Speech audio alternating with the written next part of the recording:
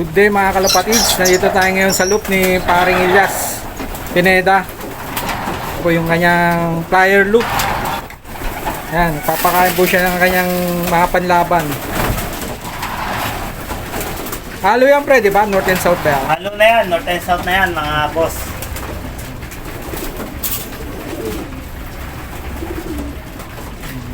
Tingnan ko lang pre. Ang laban niya ngayon.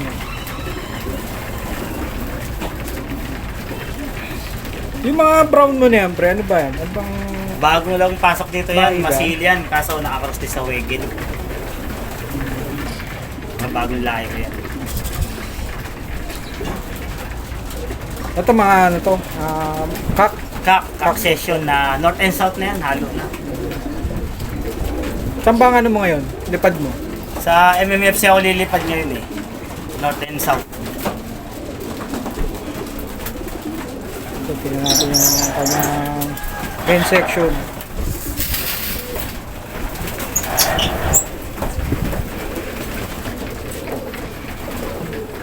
So, pre, matanong ko lang, no? Ilang years ka na ba nag-aalaga ng pangarerang kalapate? Nung nabubuhay yung tatay ko, siguro kung mga 22 years meron na. Kaso nung namatay nga, tinuloy ko. Kung sa akin naman, mula 2010 ako nagsimula na nung namatay tatay ko, ako na nagtuloy ng pag-iikot.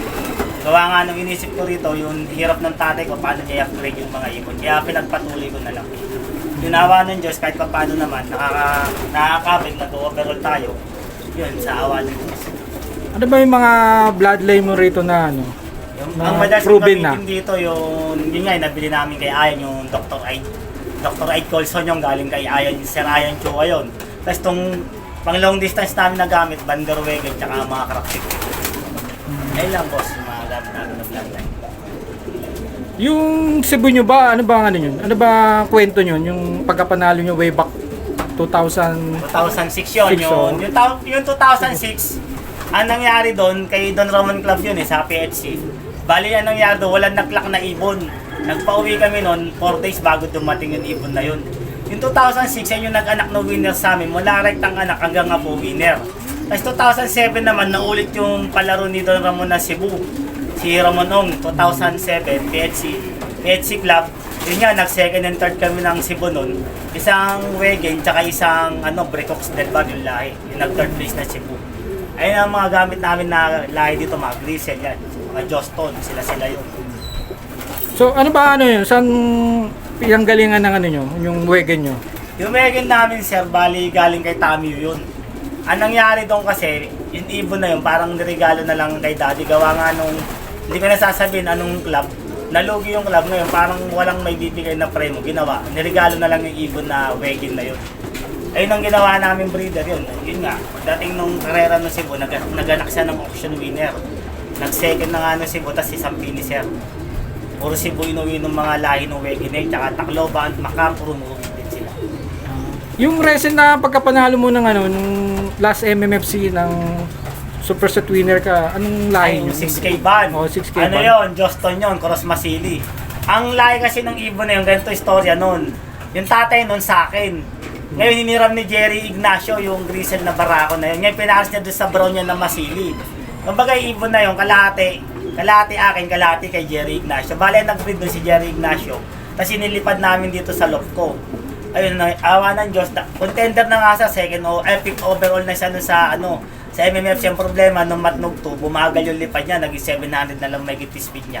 Kaya bumagsak sa 21 overall. Yun nga lang, kahit ganun, umarte pa rin sa 6K na super set. Hard race kasi ang ano nyo eh, no? Hard race yun, hard race. Talagang na-shuffle yung overallan. Halos ang naglak ng maaga yung mga mababagal na talaga.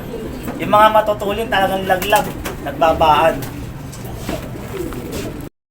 So, ito nga pala yung natitirang anak ng second place ng Cebu, yung 2007. Bali itong barako na to, ang bloodline nito, Dr. Ray Banderwegen, cross ng Bambundarin. Isa na lang yung natitira namin na anak ng second place ng Cebu. So 12 years na siya ngayon, at least kahit pa paano. Nakukuha pa namin siya.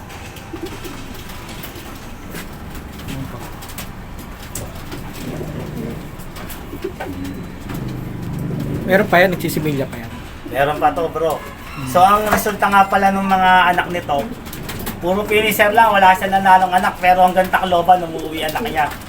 Bali, ang lahi nito, overall cut-off.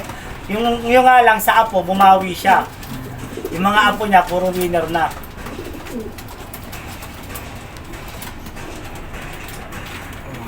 So, ito yung isa kong kak na producer.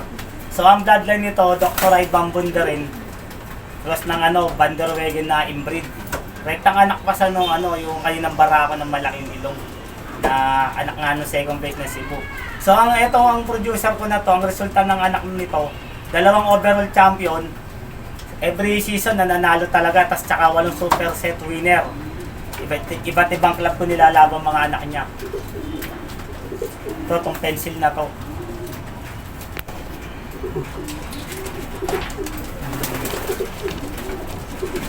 Pala yung isa kong overall champion sa UPFP club kay Dante Torres. Ang resulta ng ibon nito, nilabang ko to ng NMAX Cup sa fan race, nag 10 overall siya sa fan race. Tapos nung derby naman, nag-overall champion siya. Dumating sa ng Katbalogan, kulang 1-4 ang speed niya. Mag-aalauna, lumapag to, nagulat ako galing Katbalogan. Hindi ko akalain na ganun siya kaaga darating itong ibon na to. So ang bloodline nito, Dr. Van der Wegen din to, itong ibon na to. May pasok sa ng Joston siguro mga 15% lang. Ang anak naman nito, naging resulta, may pumarte na isang ibon, tsaka isa nag-third place sa TV Albay sa MMFC. Ang resulta na naging anak nitong ibon na to sa akin. So ito isa ko sa inaasahan na ibon dito. Ayun din ang bloodline niya, Van der Wegen.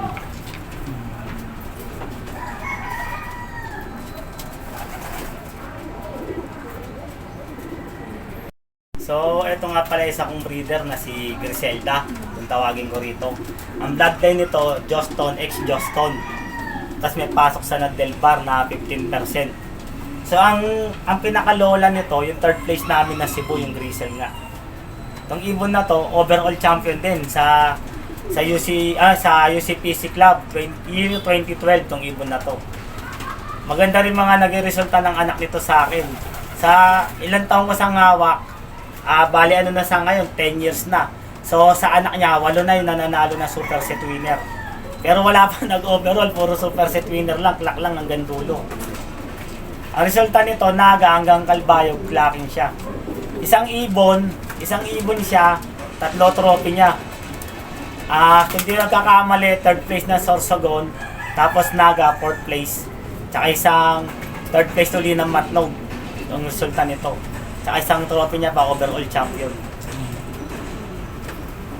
Ito siya. Kung tawagin ko dito sa loop ko, si Griselda.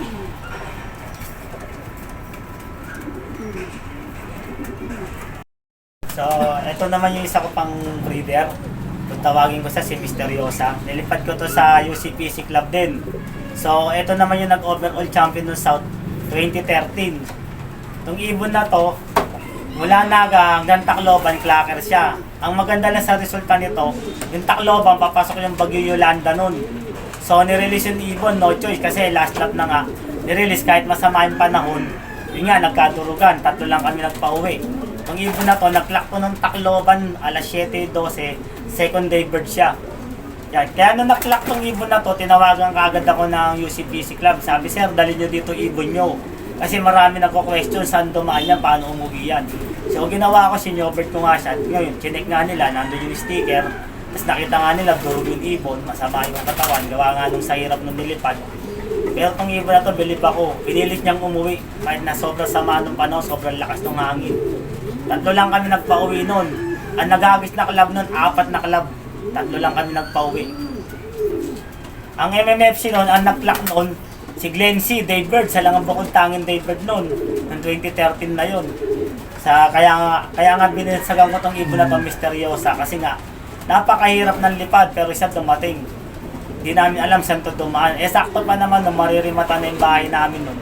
Iniirit na nung pinagkasanlaan namin. Nung dumating to, alam ko, malaking pera yung dala nitong ibon na to. Kaya yun, hindi ako nagdalawang isip. Nung nakuha ko yung pera, tinubos ko na agad yung bahay namin sa pagkakasanla. Ito nga yun, si Misteriosa. Ito ang kumbaga, sa ibong ko rito, ito ang pinaka-paborito ko kasi sa yung malaking karangalan na binigay sa akin. Ang ibon na to.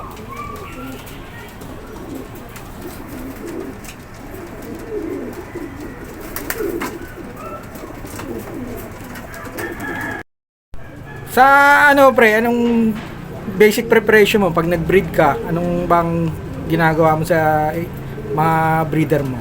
Sa akin kasi bago ako mag-breed, ginagawa ko, yung mga flyer ko na breeder, pinapanik ko rito lahat sa flyer.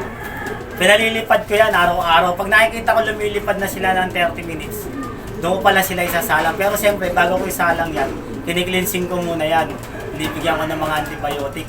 Pagkatapos silang bigyan ng antibiotic na 7 days, bibigyan ko naman sila ng vitamin. 5 days nun bago ko sila isalang. Ayun lang pre, ganun lang kasimple yung ano ko sa breeding. Ngayon so, sa flyer naman, kung itatanong nyo yung preparation ko sa flyer. Sa flyer kasi hindi ako gano'n nag-aano sa gamot talaga. Sa totoo lang, bloodline ako. Pero bago i-training yan, ganun lang din. Biniklinsing ko lang din sila, nililinis ko muna ibon bago ko ikarga sa truck. Ganun lang, basic lang ako. Ayoko yung masyadong magamot kasi mahirap pag ang ibon nasanay sa gamot. Hindi na lumalabas yung natural na lakas nila. Ganun lang kasi. Pag nag-road training ka ba pre, kailangan ba 1.5 o 2 hours lumilipad ibon mo bago ka Sa akin, mag-road ano training? Ano ba, paano ba ang sistema mo? Hindi sa akin, sa mga ranging lang. Makita ko lang ng 30 minutes siya lumilipad kusa, walang buga, walang force fly. Okay na sa akin yun, hindi ko sila inuubos yung lakas dito. Kasi ang katwiran ko sa training, mababatak naman ng kusa yan. Lalo pagkarga sa truck, kusan nababatak yan. Hindi tulad ng sinasagad mo rito. Para ka rin hindi nag-ano sa ibon, hindi mo sila binibigyan pagkakataon na makarecover. Mahirap din yung masyadong overtraining ang ibon. Lalo kung tulad ako, natural ako gano. Wala akong ganong gamot. Natural lang ako, kaya hindi ko ganong sinasagad talaga ibon. Mas gusto ko yun. 30 minutes lang na lumilipad, okay na sa akin yun. Kahit na malayo na yung karera. Makita ko lang ng 30 minutes lumilipad sa loob ko, okay na sa akin yun. Regarding sa ano no, bago ka mag-road training, nag-ano ka ba pre? Nag-boxing ka ba? Kasi alam mo Oo. naman yun, marami ang ano, usong mga sakit ngayon. Ano bang ano mo dyan? So, ganitong preparation ko, pagka nagwalay ako nung inakay, binaboxing ko na kagad yan. Pagka nakit, kunyari, binalay ko siya. Tapos after 3 days, malakas na kumain yan, babaksinan ko na kagad yan. So, pag okay na, nabaksinan ko na, so magte-training naman tayo, di ba? Pagdating ng training, 1 month before training, babaksinan ko ulit yan, bibigyan ko sila ng booster. Kaya lang kasi yun, kasi pagdating nga sa truck, iba-ibang sakit na nakukuha dyan. May mga sipon, may mga, lalo na ngayon, malamig, one-eye-coat ng uso. Ayun lang, ganun lang kasi. So, bago tayo magtapos, no, pwede ba magbigay ka ng konting tip para sa mga baguhan na pumapasok sa pigeon racing? May bibigay ka ba? So, sa akin lang tulad din nung sinabi ko sa mga ibang nag-interview sa akin na vlogger, pag bumili kayo ng ibon, siguraduhin nyo lang na yung ibon na kinukuha nyo, yung winner na. Kasi bibili ka ng ibon na daw, ganito, ganyan daw, nasasayang lang yung pera nyo, nasasayang pa pati panahon nyo. Tsaka ito, gagayahin ko lang yung sinabi ko sa isa kong vlog tayo mga pigeon fanciers, pag nag-training tayo, siguraduhin natin nagte-training tayo. Hindi yun nang bababae tayo, kaya walang pampasok na swerte. Ayun lang po, simple lang. Goodbye. Thank you po. Okay, salamat.